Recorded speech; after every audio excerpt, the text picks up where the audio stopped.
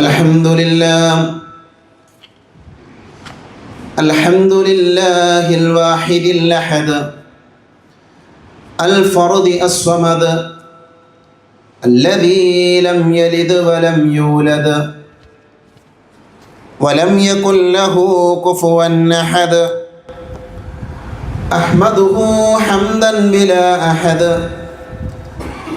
أشهد أن لا إله إلا الله وحده لا شريك له وأشهد أن محمدا عبده ورسوله اللهم صل على محمد وعلى آل محمد كما صليت على إبراهيم وعلى آل إبراهيم إنك حميد مجيد اللهم بارك على محمد وعلى آل محمد كما باركت على إبراهيم وعلى آل إبراهيم إنك حميد مجيد أما بعد فإن خير الحديث كتاب الله وخير الهدي هدي محمد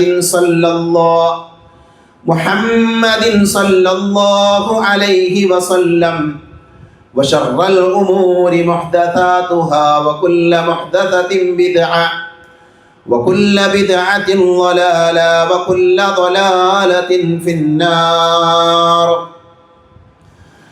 أعوذ بالله من الشيطان الرجيم.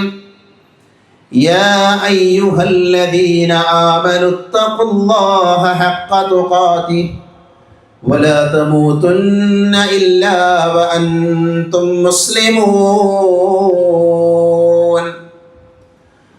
أعوذ بالله من الشيطان الرجيم. يا أيها الذين آمنوا إذا نودي للصلاة من يوم الجمعة فاسعوا إلى ذكر الله وذروا البيع ذلكم خير لكم إن كنتم تعلمون. പരിശുദ്ധമായ അല്ലാഹുവിൻ്റെ ഭവനത്തിൽ ഒരുമിച്ച് ചേർന്ന സഹോദരങ്ങളെ, സഹോദരികളെ, സർവ്വലോക രക്ഷിതാവായ അല്ലാഹുവിനെ സൂക്ഷിക്കണേ എന്ന് സംസാരിക്കുന്ന എന്നോടും കേൾക്കുന്ന നിങ്ങളോടും വളരെയധികം സ്നേഹത്തോടുകൂടെ ഓർമ്മപ്പെടുത്തുകയാണ്, ഉപദേശിക്കുകയാണ്.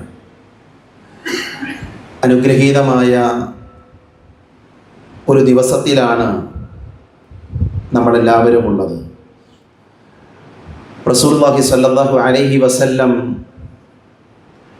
ഈ ദിവസത്തെക്കുറിച്ച്, വെള്ളിയാഴ്ചയെക്കുറിച്ച് നമ്മെ ഓർമ്മപ്പെടുത്തിയ വചനം ഇന്ന മിൻ അഫ്ളലി അയ്യാമിക്കും യൗമുൽ ജുമുഅ, ദിവസങ്ങളിൽ ഏറ്റവും മഹത്വമുള്ള അഫ്ളലായ ദിവസം അത് വെള്ളിയാഴ്ച ദിവസമാണ്. മറ്റൊരു ഹദീസിലുള്ളത് ഇന്ന യൗമൽ ജുമുഅ സയ്യിദുൽ അയ്യാം, വെള്ളിയാഴ്ച ദിവസം ദിവസങ്ങളുടെ സയ്യിദാണ്, നേതാവാണ് എന്ന് പ്രവാചകൻ സല്ലല്ലാഹു അലൈഹി വസല്ലമ പഠിപ്പിക്കുകയുണ്ടായി. വളരെ സുദീർഘമായൊരു ഹദീസിൽ റസൂലുള്ളാഹി സല്ലല്ലാഹു അലൈഹി വസല്ലമ പറഞ്ഞത് ഖൈറു യൗമിൻ ത്വലഅത് അലൈഹി ശംസു യൗമുൽ ജുമുഅ, സൂര്യൻ ഉദിക്കുന്ന ദിവസങ്ങളിൽ ഏറ്റവും ശ്രേഷ്ഠമായ ദിവസം അത് വെള്ളിയാഴ്ച ദിവസമാണ്. ആ ദിവസത്തിൻ്റെ പ്രത്യേകത ഫീഹി ഖുലിഖ ആദം, വെള്ളിയാഴ്ചയാണ് ആദം നബി അലൈഹിസ്സലാമയെ പടച്ചത്. വഫീഹി ഉദ്ഖിലൽ ജന്ന, വെള്ളിയാഴ്ച ദിവസമാണ് ആദം നബിയെ സ്വർഗത്തിലേക്ക് പ്രവേശിപ്പിച്ചത്. വഫീഹി ഉഖ്രിജ മിൻഹ, ആ വെള്ളിയാഴ്ചയിൽ തന്നെയാണ് സ്വർഗത്തിൽ നിന്ന് അദ്ദേഹത്തെ പുറത്താക്കിയത്. അതേപോലെ അവസാന വാചകം വല തഖൂമുസ്സാഅ, ലോകം അവസാനിക്കുകയില്ല ഇല്ലാ ഫീ യൗമിൽ ജുമുഅ, ഒരു വെള്ളിയാഴ്ച ദിവസമായിരിക്കും ലോകാവസാനം സംഭവിക്കുക. വെള്ളിയാഴ്ചയുടെ മഹത്വങ്ങളാണ് ഹദീത്തിൻ്റെ ആദ്യ ഭാഗങ്ങളിൽ നമ്മൾ കേട്ടത് എങ്കിൽ അവസാന ഭാഗത്ത് നമ്മെ ഭയപ്പെടുത്തേണ്ട, നമ്മളെല്ലാവരും ചിന്തിക്കേണ്ട വാചകമാണ്. വെള്ളിയാഴ്ച ദിവസമാണ് വല തഖൂമുസ്സാഅ, അല്ലെങ്കിൽ വഫീഹി തഖൂമുസ്സാഅ, അന്നത്തെ ദിവസമാണ്, അഥവാ വെള്ളിയാഴ്ച ദിവസമാണ് ലോകം അവസാനിക്കുക. നമ്മുടെ ജീവിതത്തിൽ ഓരോ വെള്ളിയാഴ്ചകൾ കടന്നു വരുമ്പോഴും നമ്മൾ ആലോചിച്ചിട്ടുണ്ടോ ഒരുപക്ഷെ ഇന്നത്തെ ദിവസം ലോകാവസാനമാകാമെന്ന്? പ്രവാചകൻ സല്ലല്ലാഹു അലൈഹി വസല്ലമ പഠിപ്പിച്ചൊരു ഹദീത്തിൽ നമുക്ക് വായിക്കാൻ സാധിക്കുന്നത്, മാ മിൻ മലക്കിൻ മുഖറബിൻ വലാ സമാഇൻ വലാ അർദിൻ വലാ റിയാഹിൻ വലാ ജിബാലിൻ വലാ ബഹരിൻ. ഓരോ പ്രയോഗങ്ങളാണ്. എന്നാൽ റസൂലുള്ളാഹി പറയുന്നത് അള്ളാഹുവിൻ്റെ സാമീപ്യം സിദ്ധിച്ച മലക്കുകളുടെ സ്ഥാനം നമുക്കറിയാം. ആ മലക്കുകൾ, അതേപോലെ തന്നെ ആകാശം, ഭൂമി, കാറ്റ്, പർവ്വതങ്ങൾ, ബഹർ, കടൽ, ഇവയെല്ലാം വെള്ളിയാഴ്ച ദിവസം പേടിക്കുമെന്നാണ്.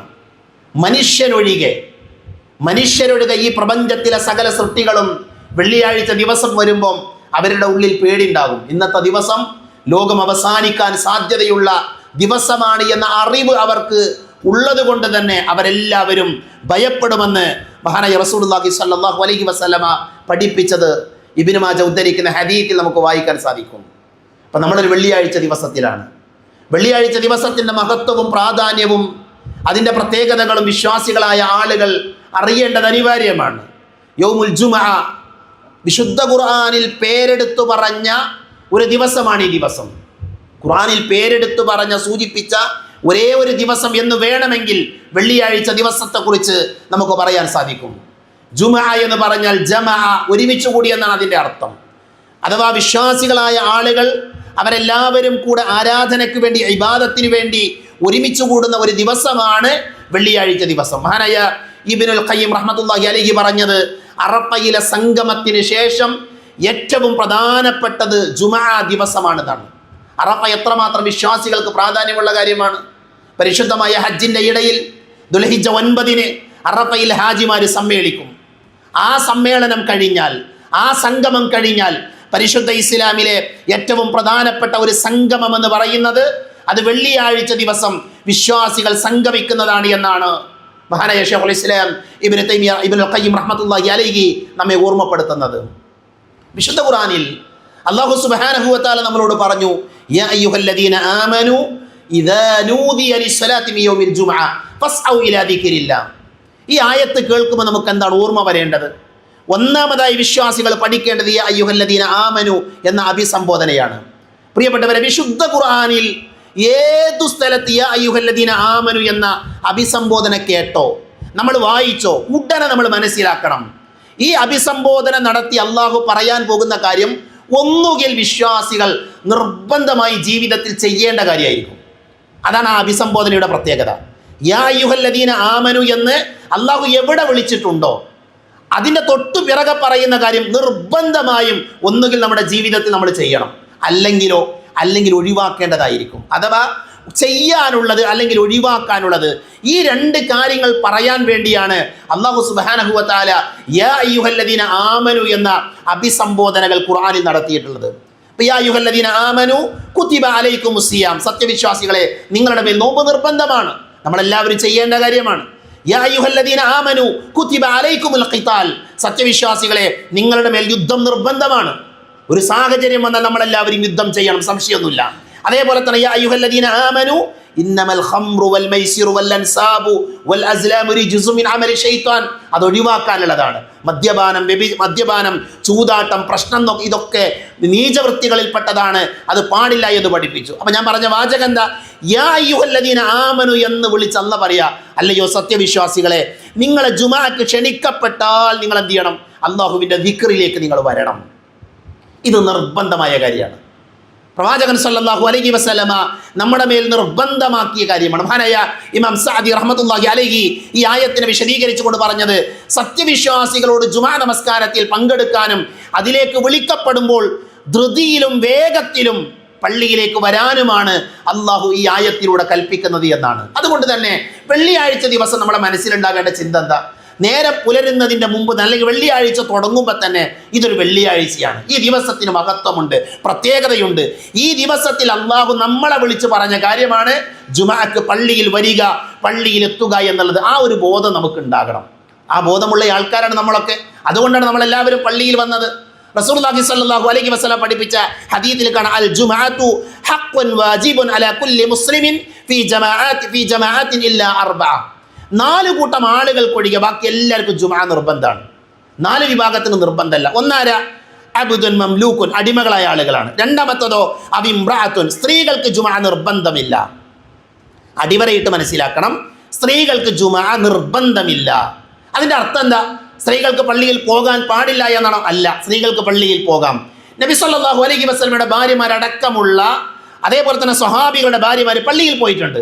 150ഓളം ഹദീത്തുകൾ, സ്വഹീഹായ 150ഓളം ഹദീത്തുകൾ, സ്ത്രീകൾ പള്ളിയിൽ ജുമാക്ക് പങ്കെടുത്തത്, ജമാഅത്തിന് പങ്കെടുത്തത്, ഇഅ്തികാഫ് ഇരുന്നത്, അതുമായി ബന്ധപ്പെട്ട് 150ഓളം ഹദീത്തുകൾ ഹദീത്തിന്റെ ഗ്രന്ഥങ്ങളിൽ നമുക്ക് കാണാൻ സാധിക്കും. സ്ത്രീകൾക്ക് പള്ളി അനുവദനീയമാണ്. സ്ത്രീകൾക്ക് പള്ളിയിൽ പോകാം, പോയാൽ അവർക്ക് പ്രതിഫലം കിട്ടും, ജുമാക്ക് അവർക്ക് വരാം, അതിലൊന്നും സംശയമില്ല. പക്ഷെ അവർക്ക് നിർബന്ധമല്ല. വിശുദ്ധ ഖുർആനിന്റെ കൽപ്പന എന്താ? യാ അയ്യുഹല്ലദീന ആമനു, സത്യവിശ്വാസികളെ നിങ്ങളെ ജുമാക്ക് ക്ഷണിച്ചാൽ നിങ്ങൾ വരണം എന്നാണ്. അപ്പം ആ വിളിയിൽ ആരും കൂടെ ഉൾപ്പെട്ടിട്ടുണ്ട്? സ്ത്രീകൾ ഉൾപ്പെട്ടിട്ടുണ്ട്. അവർക്ക് വേണമെങ്കിൽ അവർക്ക് പള്ളിയിൽ വരാം, പള്ളിയിൽ വന്ന് ദിക്റിൽ അവർക്ക് പങ്കെടുക്കാം, അതിനവർക്ക് പ്രതിഫലമുണ്ട് എന്ന് തന്നെയാണ് ഇസ്ലാമിക ലോകത്തെ പണ്ഡിതന്മാരെ വളരെ കൃത്യമായി നമ്മളെ പഠിപ്പിച്ചത്. അതേപോലെ തന്നെ അവർക്ക് നിർബന്ധമല്ല, അവർക്ക് ജായിസാണ്, അനുവദനീയമാണ്. പിന്നെ കുട്ടികളാണ്, പ്രായപൂർത്തിയെത്താത്ത ചെറിയ കുട്ടികൾ, അവർക്ക് ജുമുഅ നിർബന്ധമില്ല. രോഗികളായ ആളുകൾ, യാത്രക്കാരായ ആളുകൾ, അവർക്ക് നിർബന്ധമില്ല.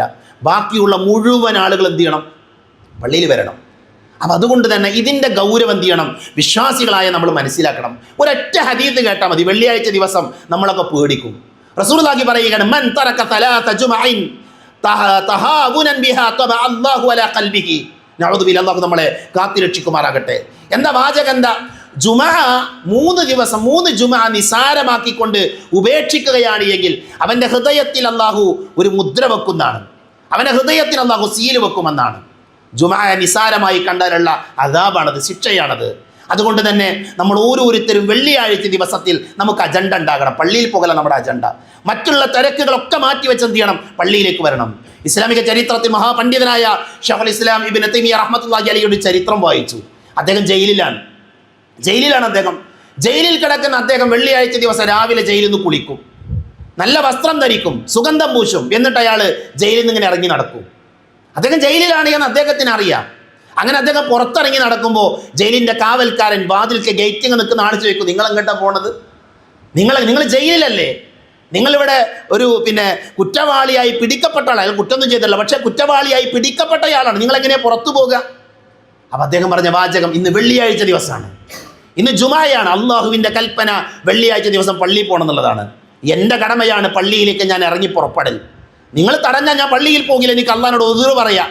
എന്നെ ഇന്നയാൾ തടഞ്ഞത് കൊണ്ട് ഞാൻ പള്ളിയിൽ പോയില്ല എന്നെനിക്ക് ഉദുർ പറയാൻ പറ്റും. പക്ഷെ ഞാൻ പള്ളിയിലേക്ക് ഇറങ്ങിയ ആളാണ്. നിങ്ങൾക്ക് തടയാം, അത് നിങ്ങളുടെ കാര്യം. അദ്ദേഹത്തെ തടയും, അദ്ദേഹം തിരിച്ച് റൂമിലേക്ക്, ജയിലിലേക്ക് തിരിച്ചു കയറുമെന്നാണ്. അങ്ങനെയായിരുന്നു മുൻഗാമികളായ ആളുകൾ.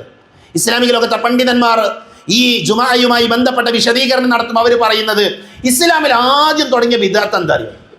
ഇസ്ലാമിൽ ആദ്യം തുടങ്ങിയ ബിദഅത്ത് നമുക്കറിയാം. ബിദഅത്ത് എന്ന് പറയുമ്പോൾ നബിദിനം ബിദഅത്താണ്. അതേപോലെ തന്നെ മരിച്ചയാളുടെ വീട്ടിൽ പ്രത്യേകം അവർക്ക് കൂലിയിട്ടാൻ വേണ്ടി ഖുർആൻ ഓതുക, അങ്ങനെ പല ബിദഅത്തുകളുണ്ട്. ഇതാണ് ബിദഅത്ത്, നമുക്കറിയാം. എന്നാൽ ഇസ്ലാമിൽ ആദ്യം തുടങ്ങിയ ബിദഅത്തായി പണ്ഡിതന്മാർ പറയുന്നത് ജുമാക്ക് നേരം വൈകി വരലാണ്. നോക്കൂ, നിങ്ങൾ എത്ര ഗൗരവമുള്ള വിഷയമാണ്. ജുമാക്ക് നേരം വൈകി വരിക എന്നുള്ളത് ബിദഅത്താണ് എന്നാണ് ഇസ്ലാമിക ലോകത്തെ പണ്ഡിതന്മാർ നമ്മളെ പഠിപ്പിച്ചത്. അതുകൊണ്ട് പ്രിയപ്പെട്ടവരെ, വെള്ളിയാഴ്ച ദിവസം ബാങ്ക് കൊടുക്കുന്നതിന് മുമ്പ് നമ്മൾ പള്ളിയിൽ ഉണ്ടാകണം. എന്ത് തിരക്കുണ്ടെങ്കിലും ആ തിരക്കുകളൊക്കെ മാറ്റിവെച്ച് പള്ളിയിലേക്ക് വരും. അള്ളാഹിൻ്റെ കൽപ്പനയാണ്, എൻ്റെ വാചകമല്ല. ഞാനതുകൊണ്ടാണ് യാ അയ്യുഹല്ലദീന ആമനു എന്ന വിളി പറഞ്ഞത്. ആ വിളി അള്ളാഹു നമ്മളെ വിളിച്ചാൽ ഉറപ്പായിട്ട് നമ്മൾ ചെയ്യണം. അപ്പം അള്ളാഹ് നമ്മോട് പറയും, വെള്ളിയാഴ്ച ദിവസം എന്ത് ചെയ്യണം? നേരത്തെ പള്ളിയിലേക്ക് വരണം. സ്വഹാബികൾ എപ്പോഴാണ് പള്ളിയിൽ പോയത്? ഞാൻ ഇന്ന് യാത്രക്കിടയിലാണ് സ്വഹാബികൾ പള്ളിയിൽ പോയി ഭാഗം വായിച്ചത്. അത്ഭുതപ്പെട്ടു പോയി. സ്വഹാബികൾ അവർ സുറുജുമായി, അഥവാ രാവിലെ ഇരുട്ടുള്ള സമയത്ത് വെളിച്ചം കത്തിച്ചു വെച്ച്, വിളക്ക് കത്തിച്ചു വെച്ച് അവർ പള്ളിയിലേക്ക് പോയിന്നാ. എന്താ പറഞ്ഞ വാചകം? ഇരുട്ടുള്ള സമയത്ത്, ജുമാന്റെ ദിവസേ ഇരുട്ടത്ത്, രാത്രിയിൽ അഥവാ നേരം പുലരുന്ന സമയത്ത് വിളക്ക് കത്തിച്ചിട്ട് അവരെന്ത് ചെയ്യും? അത്രമാത്രം നേരത്തെ അവർ പള്ളിയിലേക്ക് വന്നിരുന്നു എന്ന്. നമ്മൾ അത്ര നേരത്തെ വരണ്ട എന്നല്ല ഞാൻ പറയുന്നത്. അത്ര നേരത്തെ നമ്മൾ ആരും വരാറില്ല. എന്നാൽ പ്രിയപ്പെട്ടവരെ, ബാങ്ക് കൊടുക്കുന്നതിന് മുമ്പെങ്കിലും പള്ളിയിലെത്തുന്ന, ഞാൻ ആരെയും കുറ്റപ്പെടുത്താൻ വേണ്ടി പറയുന്നതല്ല, ആരെയും എതിർക്കാൻ വേണ്ടി പറയുന്ന വാചകമല്ല. നമുക്ക് അള്ളാഹുവിൻ്റെ അടുക്കൽ നിന്ന് അജ്ർ കിട്ടണം. ഈ പള്ളി ഉണ്ടായത് എന്തിനാ? നമുക്കിങ്ങനെയുള്ള സൗകര്യങ്ങൾ ലഭിച്ചത് എന്തിനാ? അള്ളാഹുവിൻ്റെ അടുക്കൽ വിജയിക്കാൻ വേണ്ടിയാണ്, പരലോകത്ത് രക്ഷപ്പെടാൻ വേണ്ടിയാണ്. അതുകൊണ്ട് തന്നെ അതിനുള്ള വാതിലുകൾ എന്ത് ചെയ്യണം? നമ്മൾ തുറക്കണം. അതുകൊണ്ട് തന്നെ നമ്മുടെ മുന്നിൽ ഇനിയൊരു വെള്ളിയാഴ്ച നമുക്ക് ലഭിച്ചാൽ, നമ്മളൊക്കെ വിചാരിച്ചാൽ ഇതൊക്കെ നടക്കും, എല്ലാ കാര്യങ്ങളും നടക്കും. അതുകൊണ്ട് തന്നെ വെള്ളിയാഴ്ച ദിവസം എന്ത് ചെയ്യണം? നമ്മൾ ഓരോരുത്തരും നേരത്തെ പള്ളിയിൽ വരാൻ വേണ്ടി ശ്രദ്ധിക്കണമെന്ന് പ്രവാചകന്റെ ഹദീസിന്റെ വെളിച്ചത്തിൽ എൻ്റെ സഹോദരങ്ങളെയും ഓർമ്മപ്പെടുത്താണ്. അതേപോലെ പ്രവാചകൻ സല്ലല്ലാഹു അലൈഹി വസല്ലം പറഞ്ഞത്, നമ്മൾ വെള്ളിയാഴ്ച ദിവസം പള്ളിയിൽ വന്നാൽ അതുകൊണ്ട് ലഭിക്കുന്ന നേട്ടം എന്താ? റസൂലുള്ളാഹി പറഞ്ഞു, മൻ തവല്ല ഫഅഹ്സനൽ വുദുഅ ثم أتى الجمعة فاستمع وأنصت غفر له ما بين الجمعة إلى الجمعة. വലിയൊരു നേട്ടമാണ്. ഒരു വെള്ളിയാഴ്ച ദിവസം വുദു ചെയ്ത് വീട്ടിൽ നിന്ന് വുദു ചെയ്ത് പള്ളിയിലേക്ക് വന്ന് ജുമാ ശ്രദ്ധിച്ചു കേട്ടു. അങ്ങനെ ശ്രദ്ധിച്ച് കേട്ട ഒരാൾക്ക് വേണ്ടി അള്ളാഹു നൽകുന്ന പ്രതിഫലം എന്താ അറിയോ? അവൻ്റെ പാപങ്ങൾ പുറത്തു കൊടുക്കും. ഒരാഴ്ചയിലെ പാപങ്ങൾ അള്ളാഹു പുറത്തു കൊടുക്കും. ഇന്ന് ജുമായിൽ പങ്കെടുത്തു, കഴിഞ്ഞ ഫസ്റ്റത്തെ ജുമായിൽ നമ്മൾ പങ്കെടുത്തിട്ടുണ്ട്. ഇതിൻ്റെ രണ്ടിൻ്റെയും ഇടയിലെ പാപങ്ങൾ ഈ ജുമായിൽ പങ്കെടുക്കുന്നതോടുകൂടെ പൊറുക്കപ്പെടുകയാണ്. എത്ര വലിയ നേട്ടമാണ്! നമ്മുടെ കണ്ണുകൊണ്ട്, കാതുകൊണ്ട്, നമ്മുടെ മനസ്സുകൊണ്ട് പല തിന്മകളും ചെയ്യുന്ന ആൾക്കാരാണ് നമ്മൾ. അള്ളാഹു നമ്മളെ കാത്തു രക്ഷിക്കുമാറാകട്ടെ. അത്തരം പാപങ്ങളിൽ നിന്ന്, ചെറിയ ദോഷങ്ങളിൽ നിന്ന് നമുക്ക് രക്ഷപ്പെടാനുള്ള വഴിയാണെന്ത്? ജുമായിൽ നേരത്തെ പങ്കെടുക്കുക എന്നുള്ളത് എന്ന് പ്രത്യേകം നമ്മൾ മനസ്സിലാക്കണം. അതോടൊപ്പം തന്നെ വെള്ളിയാഴ്ച പള്ളിയിൽ വന്ന നമ്മളൊക്കെ ശ്രദ്ധിക്കേണ്ട ഒരു കാര്യം, ഇമാമ് ഖതീബ് മിമ്പറിൽ കയറി സലാം പറഞ്ഞ പിന്നെ അവിടുന്ന് വർത്താനം പറയാൻ പാടില്ല, ഒരാളും പറയാൻ പാടില്ല. അവിടെ പറയാനുള്ള അധികാരം ആർക്ക് മാത്രമാണ്? ഖതീബിന് മാത്രമാണ്. അത് അള്ളാഹുവിൻ്റെ റസൂൽ തന്ന അധികാരമാണ്. ഖതീബിനോട് നിങ്ങൾക്ക് ചോദിക്കാം, ഒരാൾക്ക് സംശയം ഉണ്ടായി അവിടുന്ന് എഴുന്നേറ്റ് ചോദിക്കാം, അത് പ്രശ്നമുള്ള വിഷയമല്ല, അത് അനുവദനീയമാണ്. പ്രവാചകൻ സല്ലല്ലാഹു അലൈഹി വസല്ലമ മിമ്പറിൽ വെച്ച് സംസാരിച്ചിട്ടുണ്ട്. അള്ളാഹുവിൻ്റെ റസൂൽ മിമ്പറിൽ ഇങ്ങനെ ഖുത്ബ പറയുന്നതിനിടയിലാണ് അബ്ദുല്ലാഹി ബിൻ മസ്ഊദ് റളിയല്ലാഹു പള്ളിയിലേക്ക് ഇങ്ങനെ വരുന്നത്. അബ്ദുല്ലാഹി ബിൻ മസ്ഊദ് റളിയല്ലാഹു, അപ്പം നബി ഖുത്ബ പറയാണ്, നബി എന്തോ ഒരു വിഷയം പറയാണ്. അപ്പം നബി പറഞ്ഞു, ജിലിസു, നിങ്ങൾ ഇരിക്കണം. അത് അബ്ദുല്ലാഹി ബിൻ മസ്ഊദിനോട് പറഞ്ഞ വാചകം ഒന്നല്ല, നബി ആ വിഷയത്തിൻ്റെ ഇടയിൽ പറഞ്ഞൊരു വാചകം. ആ വാചകം കേട്ട് അബ്ദുല്ലാഹി ബിൻ മസ്ഊദ് റളിയല്ലാഹു വരുന്ന വഴിയിൽ പള്ളിയിലേക്ക് ഇങ്ങനെ വാതിൽ അവിടെ ഇരുന്നു അദ്ദേഹം. കാരണം നബിൻ്റെ വാക്ക് കേട്ട് ഇരിക്കാൻ പറഞ്ഞിട്ട് നബി നബിനെ അനുസരിക്കുകയാണ്. അപ്പം നബി അത് കണ്ടു. അപ്പം നബി സല്ലല്ലാഹു അലൈഹി വസല്ലം വിളിച്ചു, യാ അബ്ദുല്ലാഹി ബിൻ മസ്ഊദ് എഴുന്നേൽക്കൂ, എന്നിട്ട് മുന്നിൽ വന്നിരിക്കൂ, നിങ്ങളോട് ഇരിക്കാൻ പറഞ്ഞതാൽ മുന്നിൽ വന്നിരിക്കൂ. അഥവാ മിമ്പറിൽ വെച്ച് ഖതീബിന് എന്ത് ചെയ്യുക? ആളുകളോട് സംസാരിക്കാം. ആളുകൾക്ക് വേണമെങ്കിൽ ഖതീബിനോട് സംസാരിക്കാം, പക്ഷേ കൂടെ ഇരിക്കുന്ന ആൾക്കാരോട് വർത്തമാനം പറയാൻ പാടില്ല.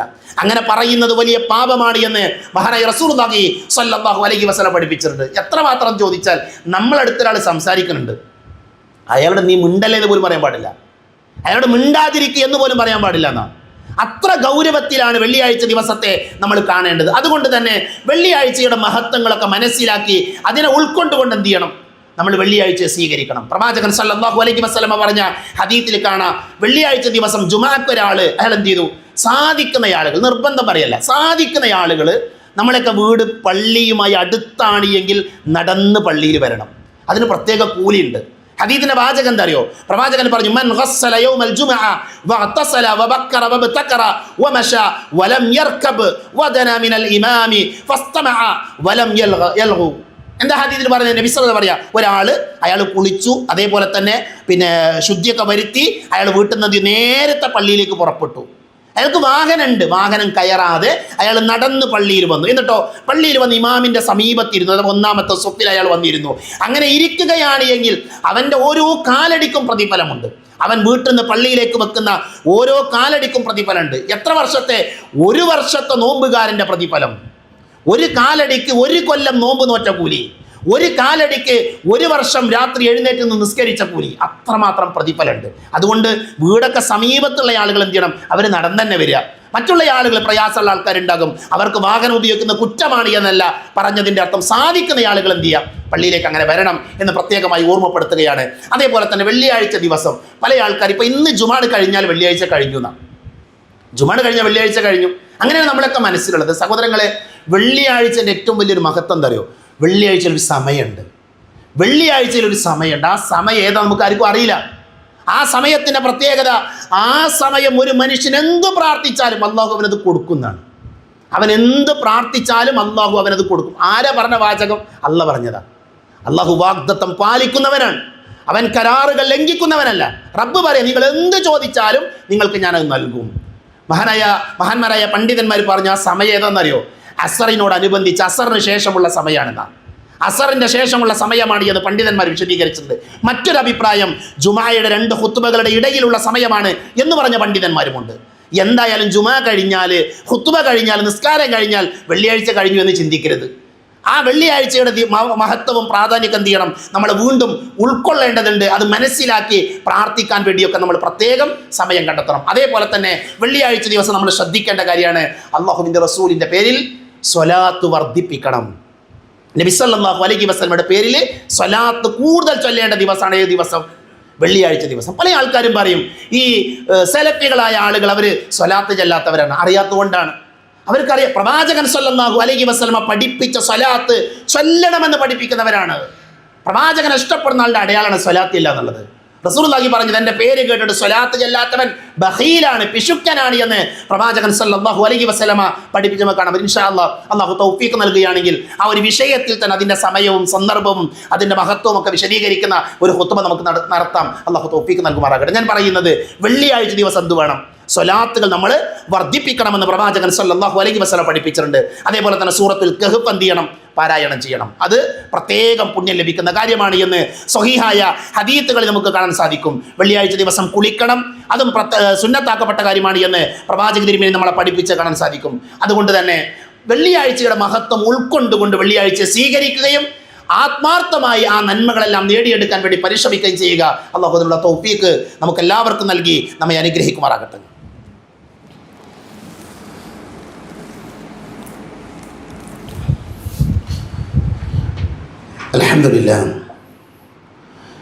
അൽഹംദുലില്ലാഹി അല്ലദീ അല്ലമ ബിൽ ഖലം അല്ലമ അൽ ഇൻസാന മാ ലം യഅലം വസ്സലാത്തു വസ്സലാമു അലാ അഷ്റഫുൽ മുർസലീൻ വഅലാ ആലിഹി വഅസ്ഹാബിഹി അജ്മഈൻ അമ്മാ ബഅദ്. ഒരിക്കൽ കൂടെ അള്ളാഹുവിനെ സൂക്ഷിക്കണേ എന്ന് ഓർമ്മപ്പെടുത്തുകയാണ്, ഉപദേശിക്കുകയാണ്.